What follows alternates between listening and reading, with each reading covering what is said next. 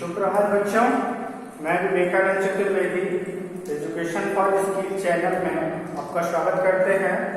हम लोग कक्षा 10वीं का गणित संख्या पद्धति प्रारंभ किए थे, जिसमें पिछले वीडियो में हमने आप लोगों को संख्या के बारे में बताया था कि संख्या क्या होती है, संख्या की परिभाषा क्या होती है और उसके प्रकार के बारे में। इसमें प्राकृतिक संख्या, पूर्ण संख्या, धनात्मक पूर्णांक, ऋणात्मक पूर्णांक, उसके बारे में मैंने बताया था आपको। और उसमें एक आपका रह गया था परिमेय संख्या और दूसरा था आपका अपरिमेय संख्या। ठीक है, तो परिमेय संख्या की परिभाषा हम क्या देते हैं कि वे संख्याएं जिनको हम a/b के रूप में लिख सकें और b ≠ 0 हो, यानी कि जो डिनोमिनेटर आपका है हर है उसकी वैल्यू 0 कभी नहीं होनी चाहिए। और ये हो गया परिमेय के लिए। अपरिमेय संख्याएं क्या होती हैं, जिनको हम a/b के रूप में, यानी कभी भी उनको हम भिन्न के रूप में उन संख्याओं को प्रदर्शित नहीं कर सकते, वो होती हैं आपकी अपरिमेय संख्या। आप लोगों के लिए एक छोटा सा होमवर्क है कि जब हम परिमेय संख्या की परिभाषा देते हैं तो बोलते हैं कि a/b के रूप में इन्हें हम लिख सकें और b ≠ 0 हो, यानी b की वैल्यू 0 नहीं होनी चाहिए। तो ये क्यों नहीं होनी चाहिए, इसका रीजन आपको बताना है। ठीक है, अब आज हम लोग अपना आगे का टॉपिक शुरू करेंगे, यूक्लिड विभाजन प्रमेयिका। जो वास्तविक संख्याओं का पहला अध्याय है, उसमें यूक्लिड विभाजन प्रमेयिका के बारे में हम लोगों को जानना है।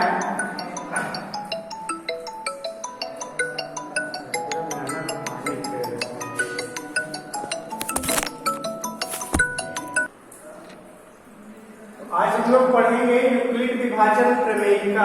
ये जो आपको यूक्लिड लिखा हुआ दिख रहा है, ये गणितज्ञ है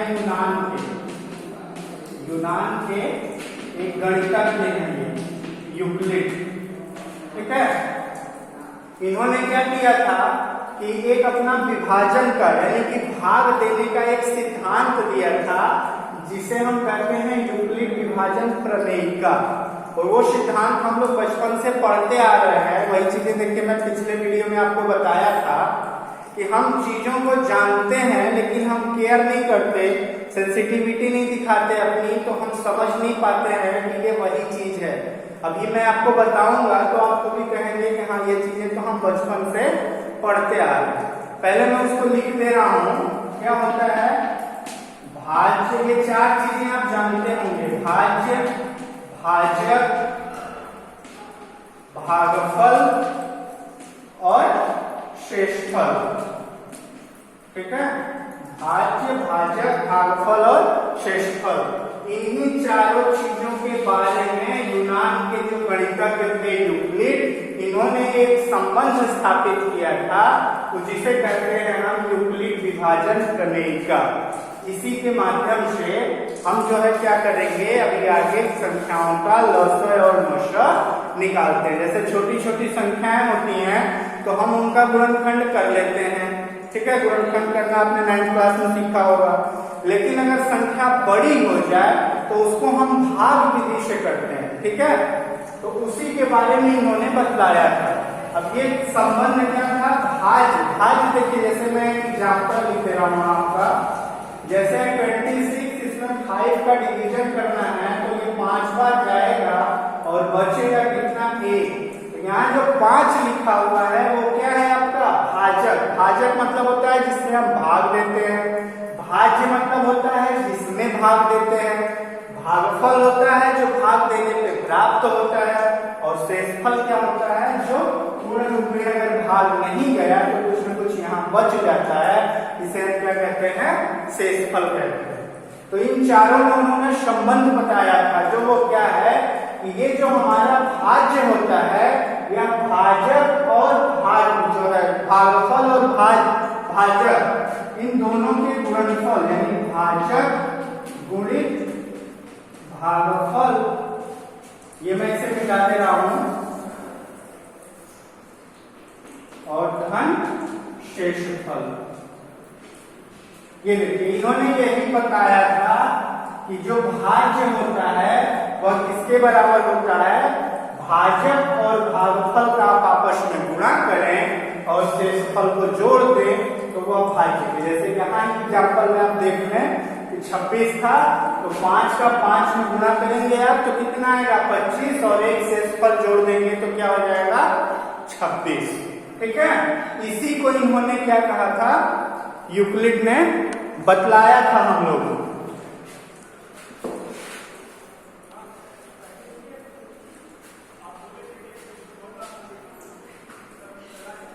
जैसे मान लीजिए इस तरह से हम कोई एग्जाम्पल ले लें, ठीक है, ऐसे भाग हमने ले लिया, यहाँ पे ये हमने वेरिएबल से ले लिए हैं। से बी हो गया क्या हमारा भाजक, ये हो गया भाज्य, क्यू हो गया भागफल और आर हो गया शेषफल। इस तरह से हम करते हैं। तो इनके अकॉर्डिंग जो यूक्लिड ने बताया था फार्मूला क्या बनेगा, a बराबर बी क्यू प्लस आर। क्या बनेगा फार्मूला, a बराबर बी क्यू। ये मैंने रैंडम लिया है, आप कुछ भी रख सकते हो, सबको में आपका ये फार्मूला सेटअप होगा। भाज्य बराबर भाजक गुणित भागफल धन शेषफल।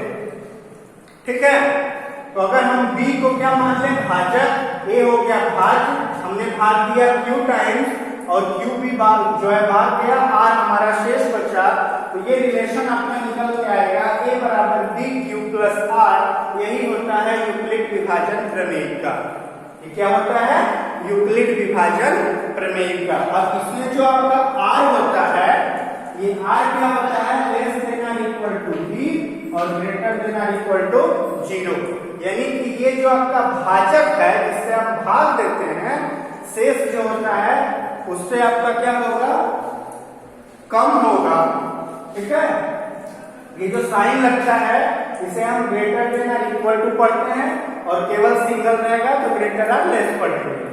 यानी r की वैल्यू जो शेषफल होगी हमारी, वो हमारे भाजक से हमेशा कम होगी और 0 से क्या होगी, 0 से या तो अधिक होगी या तो 0 भी हो सकती है। अगर पूर्ण रूप में भाग चला जाएगा तो ये 0 हो जाएगा।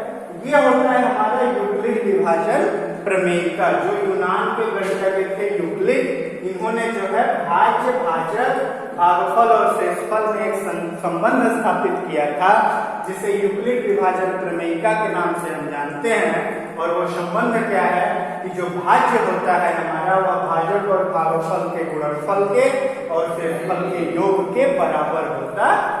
अगर हम उसे वेरिएबल के माध्यम से स्थापित करें तो अगर हम b को भाजक मान लें, a को भाज्य, q टाइम्स हमने भाग दिया और r हमारा शेष बचा, तो ये जो a होता है, ये भाज्य होता है, ये हमारा b q प्लस r के बराबर होगा। यही होता है यूक्लिड विभाजन प्रमेय का। और r यानी जो शेषफल होगा आपका, वह हमेशा भाजक से कम होगा। इससे भाजक से कम होगा और यह जो है 0 से बड़ा या 0 के बराबर। यानी अगर पूर्ण रूपेण भाग चला जाएगा तो 0 के बराबर होगा और पूर्ण रूपेण भाग नहीं जाएगा, 0 जो है शेष बचेगा, यह 0 से बड़ा। ठीक है, तो ये है आपका यूक्लिड विभाजन प्रमेय का। आइए इसी पे हम लोग एक क्वेश्चन करके देखते हैं, एक दो क्वेश्चन, तो हम लोगों का कुछ और ज्यादा क्लियर होगा।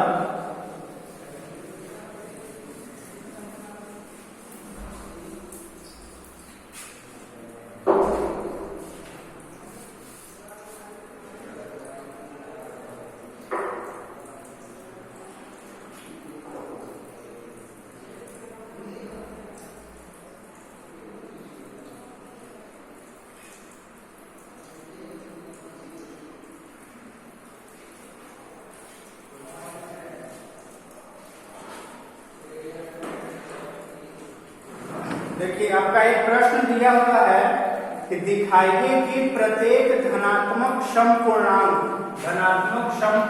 को हमने 2 क्यों मान लिया। क्या मान लिया, धनात्मक समपूर्णांक, इसको हमने मान लिया, ये दिया है 2q के रूप का होता है। ठीक है, क्योंकि जो भी समपूर्णांक होगा वो 2 का मल्टीपल होगा। यानी q की वैल्यू आप 1 रखो तो 2, यानी q कितना आ जाएगा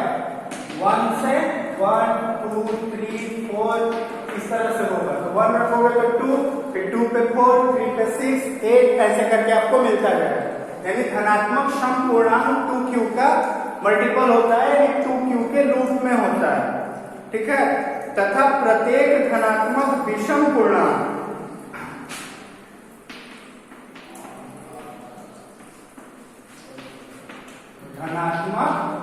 विषम पूर्णांक ये आपका 2q प्लस 1, यहाँ भी q is equal to 1, 2, 3 and so on.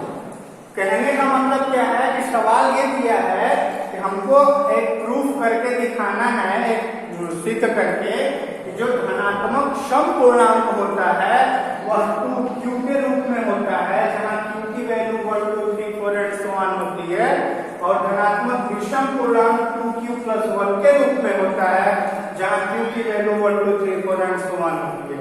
यहाँ पे आप q की वैल्यू 1, 2, 3, 4 रखते जाओगे तो आपको 2, 4, 6, 8, 10 इस तरह का रूप मिलता जाएगा। यहाँ पे आप q की वैल्यू 1, 2, 3, 4 रखते जाओगे, जैसे देखो 1 रखोगे तो 3 मिलेगा आपको, 2 रखोगे तो 5, यानी 1, 3, 5 इस तरह से जो है आपको मिलता है, ठीक है। ये आपका 0 से स्टार्ट है, 0, 1, क्योंकि 0 जब रखेंगे तब आपको 1 मिलेगा। आया समझ में?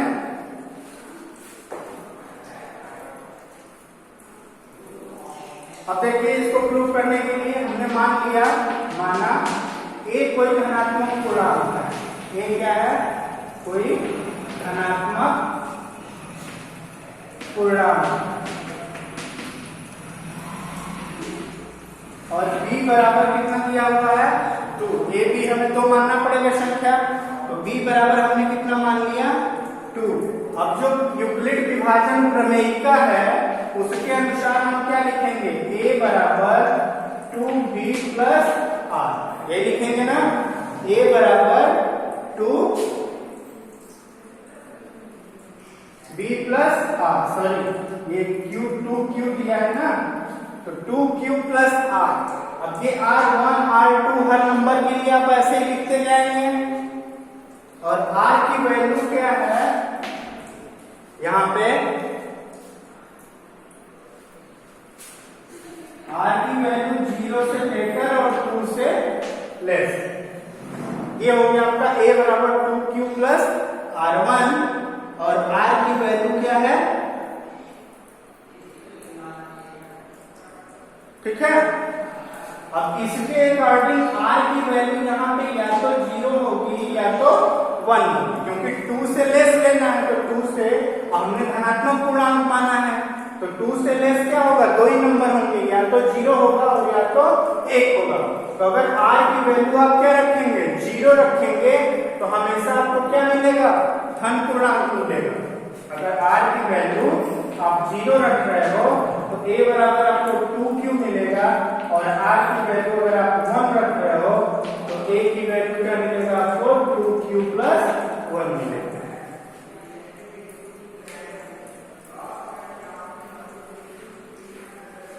ठीक है, तो ये A बराबर 2Q प्लस 1, जो A हमने धन पूर्णांक माना था, अगर ये रूप हमें प्राप्त हो गया A बराबर 2Q, तो A क्या होगा? हमारा धन पूर्णांक ही होगा। ये A बराबर 2Q जो मिला है हमको, ये धन पूर्णांक का स्वरूप है, और A बराबर 2Q क्या है? विषम का है। तो ऐसा पॉसिबल कब होगा? जब A क्या होगा? कोई भी धन पूर्णांक होगा। तो इस तरह से ये आपका प्रूफ हो जाता है कि A भी हमारा धनात्मक समपूर्णांक 2Q के रूप में होता है, और धनात्मक विषम पूर्णांक 2Q प्लस 1 के रूप में होता है। ठीक है, आइए एक सवाल और करते हैं। अब जैसे हम लोगों को यूक्लिड विभाजन प्रमेयिका हम लोगों ने पढ़ लिया, तो उसको हम लोग क्या करेंगे? उसका अनुप्रयोग करेंगे, यानी कि उसका उपयोग करते हुए हमें क्या निकालना है? HCF निकालना है। क्या करना है? HCF निकालना है। अब उसका प्रारूप मैं आपको बता दे रहा हूं। जैसे HCF आपको निकालना हो तो A बराबर BQ1 प्लस R1, इस तरह से आप लिखोगे। आया समझ में? फिर अब B बराबर लिखोगे आप कितना? Q1 R1 plus R2। जैसे हम लोग भाग देते हैं, सिंपली आप सोचो कि A था, अब जैसे ये हमने लिखा है B Q1 प्लस R1, तो इसका मतलब क्या हुआ, इतनी बार भाग क्या होगा, ये क्या हो गया B भाजक, सॉरी ये भाज्य हो गया, भाजक भागफल और ये शेषफल। इसी तरह से हमें क्या करते हैं, लिखते चले जाते हैं।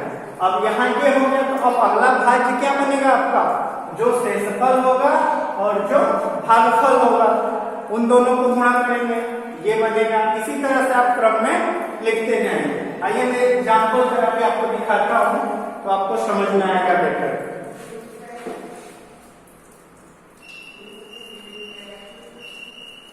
देखिए एक सवाल दे रखा है, 4052 तथा 12576 का हमें क्या निकालना है, HCF निकालना है, यानी कि मौसा निकालना है। लेकिन किसके अनुप्रयोग से, यूक्लिड विभाजन प्रमेयिका के अनुप्रयोग से। किसके, यूक्लिड विभाजन प्रमेयिका। ठीक, तो जब भी हमें बड़ी संख्याओं का मौसा निकालना हो यूक्लिड विभाजन प्रमेयिका के अनुसार, तो जो छोटी संख्या होती है उसका हम भाग देते हैं बड़ी संख्या में। किसमें, बड़ी संख्या में। देखिए 12576 और हमें भाग देना है किसका, 4052 का। किसका, 4052 का। तो ये कितनी बार भाग जाएगा, 3 बार। तो 3 बार में आएगा 12156, बचा कितना, 420। आया समझ में। अब देखिए जो मैंने आपको फॉर्मेट बताया था उसके अकॉर्डिंग आप क्या लिखोगे, 12576, यानी कि आप क्या लिखोगे, A बराबर BQ1 प्लस R1। देखो क्या लिखेंगे, A हो गया यानी हमारा भाज्य हो गया 4052 गुणित 3 प्लस 420 हो गया। इस तरह से दूसरा क्या करेंगे, अब इसका भाग हम देंगे किसमें, इस वाले शेषफल में, यानी कि या किसी में कंटिन्यू भी कर सकते हैं ऐसे, और या तो फिर आप अलग से फिर से भाग दीजिए उसमें। तो अब 420 का जब आप देंगे तो ये जाएगा 9 बार। कितनी बार, 9 बार। यहाँ आएगा 3780, तो बचेगा कितना, 272। कितना बचेगा, 272। अब फिर से आपका फॉर्मेट क्या बनेगा, 4052 बराबर 420 गुणित 9 प्लस 272। ऐसे ही आपको लिखते जाना है। और करना क्या है इसमें, कि जब ऐसे ही आप भाग देंगे ना, तो लास्ट में क्या आएगा कि 1 बचेगा। तो 1 जिस जो है मतलब स्टेप में आपका आएगा, उस टाइम जो भाजक होगा, क्या होगा, जो भाजक होगा वही आपका क्या हो जाएगा, गिवन क्वेश्चन का HCF हो जाएगा। अब अगर नेक्स्ट आप करेंगे तो 272 का डिवीजन आपको करना है, इसमें 420 में कितने टाइम जाएगा, अगर 2 बार करेंगे आप तो ग्रेटर हो जाएगा, 1 टाइम केवल आपको ले जाना है। तो कितना हो जाएगा, 272, 10 में से 2 माइनस करेंगे 8, 11 में से 7 माइनस करेंगे 4, और 3 में से 2 गया 1। कितना बचा, 148। नया फॉर्मेट आपका क्या बनेगा, 420 271 इंटू 1 प्लस 148। अब आपको अगला फॉर्मेट क्या लिखना है, 148 का डिवीजन किसमें करना है, 272 में। अगर 2 बार हम ले जाए तो आराम से चला जाएगा। तो 2 बार में कितना मिलेगा आपको, ये हो गया 2 बार में नहीं, 2 बार में ग्रेटर हो जाएगा, एक ही बार करना है आपको। ये आपका हो जाएगा 148, और एक बार में जब आप 148 में ले जाएंगे तो आपका शेषफल क्या बचेगा, 124। यानी ये फॉर्मेट आपका क्या बना, 272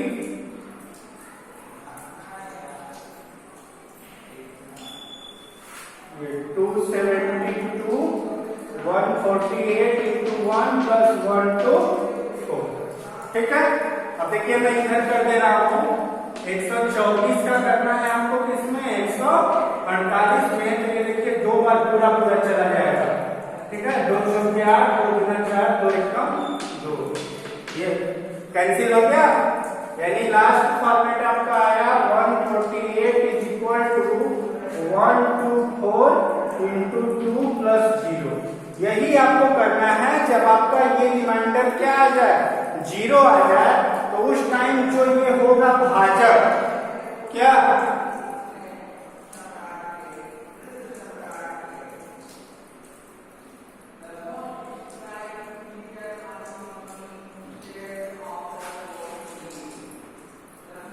ये देखिए थोड़ा सा मिस्टेक हो गया यहाँ पे।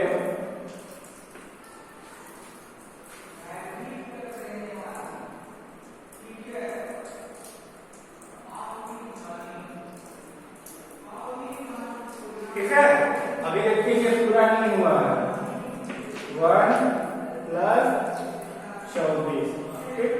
अब देखिए 24 ये 124 को 24 बच्चे 120, यहाँ बचा कितना 4।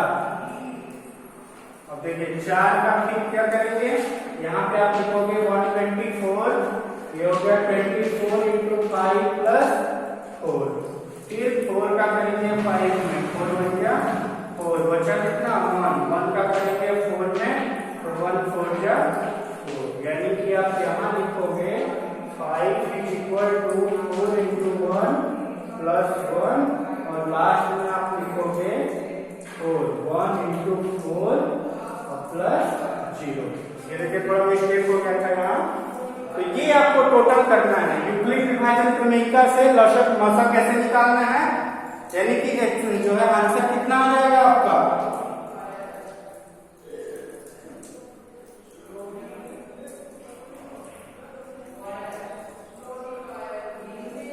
ठीक है। तो ये कितना हो जाएगा हो, तो ये इस तरह से आपको करना है।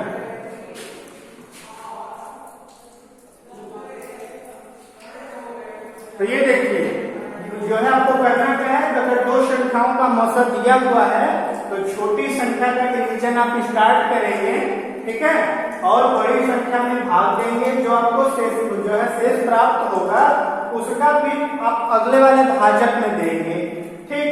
फिर उसका जो शेष प्राप्त होगा फिर इस भाजक में, फिर उस भाजक में। ये काम आप तब तक करेंगे जब तक आपका रिमाइंडर 0 न हो जाए, और जब रिमाइंडर 0 होगा